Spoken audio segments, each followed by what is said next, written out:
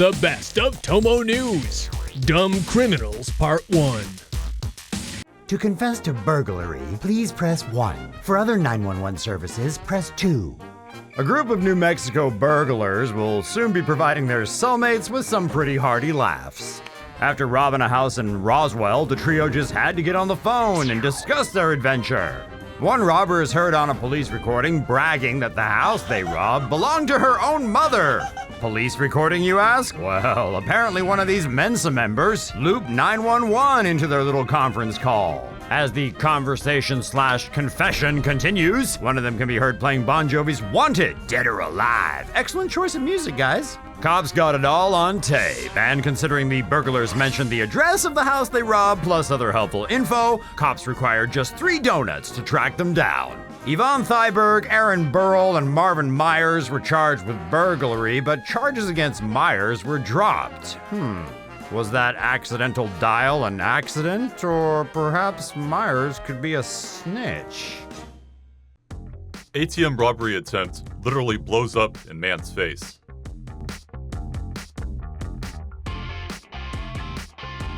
A surveillance video recently captured a would-be thief trying to knock off a cash machine in Darwin, Australia by destroying it. The thief, with a t-shirt covering his face, appeared on surveillance video before 3:45 a.m. The video shows the man tinkering with the ATM and lighting some sort of accelerant before an explosion. The force of the blast literally knocked the man to the ground and blew him out of his flip-flops, as he can be seen fleeing barefoot. The cash machine was completely destroyed. The video was posted online by the police to help catch the criminal. New Orleans clerk gives armed robber a serious whooping. Hey, you, hey. You, yeah, I'm talking to you. Hey, come here. A criminal got what was coming to him after he messed with the wrong gas station clerk. Tennessee native Jimmy Rogers went on a robbing spree around the city of New Orleans beginning Saturday night and ending Sunday morning. Wielding a handgun, Rogers began by sticking up 3 pedestrians, the first of whom managed to escape. His next 2 robberies were successful, but the career criminal managed to only net a measly $40 and 2 cell phones. No doubt hoping to hit the big time, that's when he thought it'd be a good idea to rob a fuel zone gas station. Too bad for him, he f***ed with the wrong motherfucker.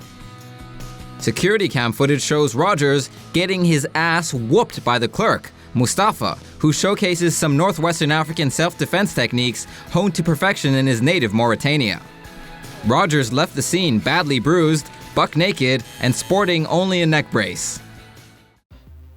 Suspects take selfies on stolen iPad, upload them to iCloud. A pair of non-tech-savvy criminals made a costly mistake after stealing a Texas man's laptop, cash, and iPad, then took celebratory post-theft selfies that made their way to the victim's iCloud account. On January 8th, 20-year-old Dorian Marquis Walker Gaines and his brother from another mother, Dylan, were looking for some quick cash. They thought they hit it big when they broke into Randy Schaefer's truck and made off with his MacBook Pro, $5,000 in cash, and his iPad. With everything going right for the young men, they opted to continue having it their way by stopping for a quick bite to eat at Burger King just 2 miles down the street. These 2 boneheads took 17 selfies using Schaefer's iPad, flaunting their newfound Benjamins, and shot this Burger King ballin' video. This, my good people, is what we get from a good night's hustle. We're doing it big face being over here. New, old, we just hustle. Don't worry about no how. 20s, no 20s, no 5s, no 10s. Read it. The budget-conscious ballers next hopped across the street to Starbucks, where they connected to free Wi-Fi to post their video to YouTube and Facebook. Schaefer later discovered his truck had been broken into when he was headed over to work. Frustrated and feeling violated, a week passed before it dawned on Schaefer to log on to his iCloud account, which is when he spotted the stupid suspect's selfies. Houston police successfully identified Gaines, who had previous run-ins with the law, thanks to the words he had tattooed on his chest. Brilliant. These idiots have since unsurprisingly been arrested. Idiot is arrested by police after saying he'll shoot someone after getting 100 retweets. A few days ago, Dakari McAniff went on Twitter and posted that he planned to shoot someone in the street if he got 100 retweets on his message, and included this photo to prove he was serious. The message gathered some traction, with one Twitter user tweeting back that he was gonna laugh so hard if McAniff gets arrested. But McAniff seemingly did not care, and after a while went on to post this picture, supposedly to prove the deed was done. Well, the police caught wind of his idiotic scheme and used their finely honed detective skills to track McAniff's Twitter account and eventually pinpointed his location in downtown Los Angeles. Needless to say, officers soon arrested McAniff and took away his weapon, which they discovered was actually just an air rifle.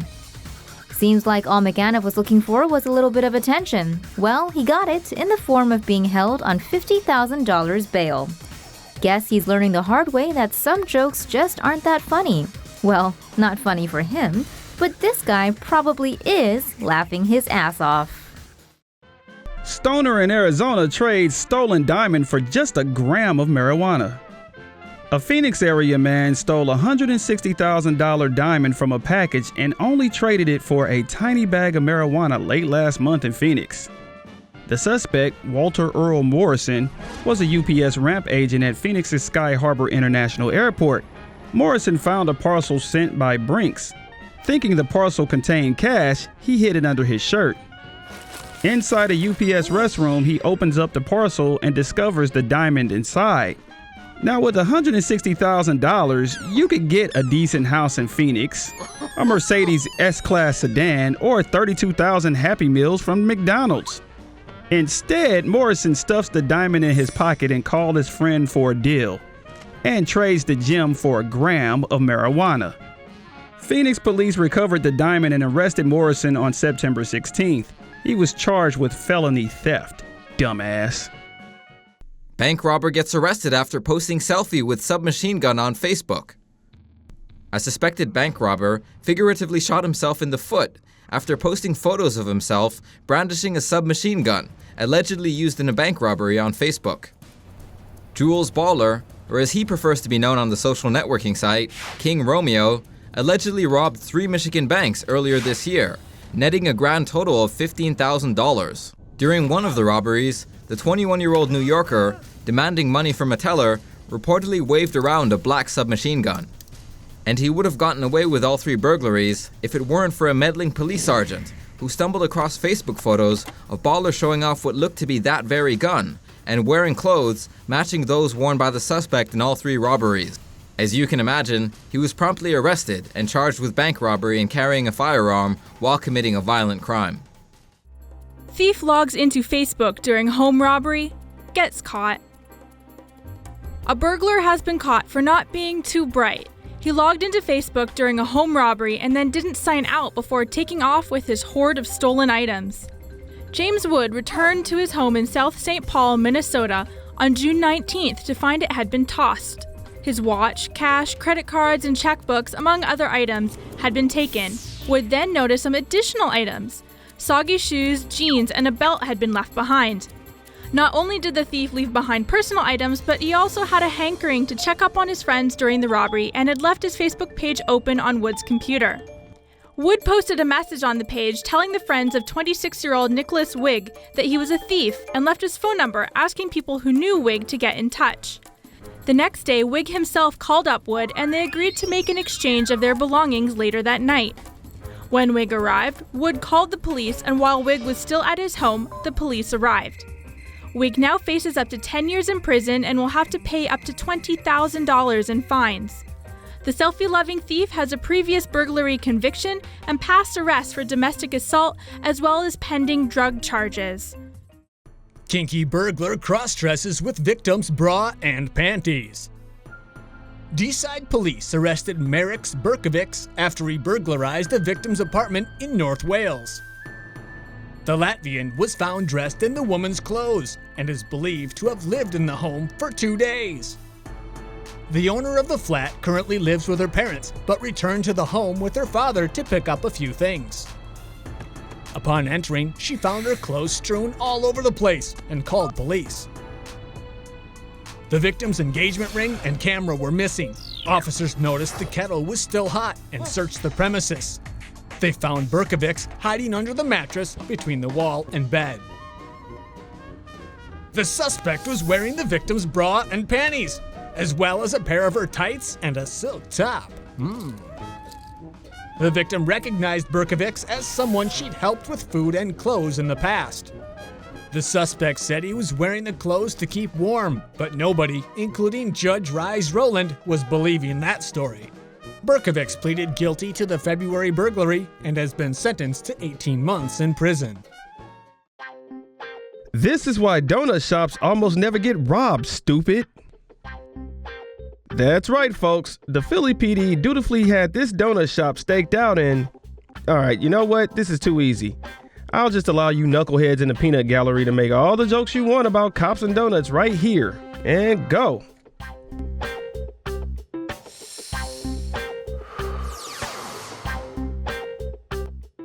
Done?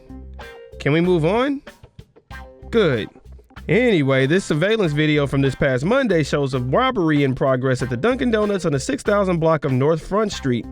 Because of recent robberies and not donuts in the area, detectives stepped up patrols hoping to catch the suspect in the act. And catch him they did. Officers Sherman and Austin slipped in behind the suspect and got him disarmed without any shots fired. The perp, 20-year-old Russell Mason Watts, didn't even have a real gun. Brandishing a BB gun while committing a Class A felony has been known to lead to severe lead poisoning, but thankfully the cops here seem to notice the fake gat. Mason Watts is also suspected of robbing another store in the same area about a week ago. A robber charged right into a Belfast, North Ireland bottle shop and fell right on his hind part, losing his disguise, which consisted mostly of a big hat and some glasses. What? Wait a second. This guy must have taken robbery lessons from watching episodes of Scooby-Doo. Still, he managed to bake off with a few quid from the register, but thanks to his, slip-up, the North Ireland Police Service is hoping the Clumsy crook's viral splash is sure to put him in a cell with plenty of traction soon. Drugstore robbery. Customer saves the day.